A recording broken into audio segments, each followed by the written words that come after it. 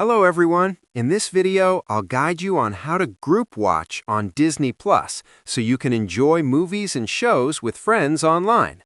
First, open Disney Plus and log into your account. Choose any movie or show you want to watch together. On the title page, look for the Group Watch icon, which looks like multiple people. Next, click on that icon to create a Group Watch session. Disney Plus will generate a link that you can share with your friends or family. Send this link to anyone you want to invite. Once they join, you'll see their profiles appear in the Group Watch room. When everyone is ready, press play, and the video will sync for all participants at the same time. Anyone in the group can pause, rewind, or play the content, and it will update for everyone instantly. Make sure everyone has an active Disney Plus subscription or they won't be able to join.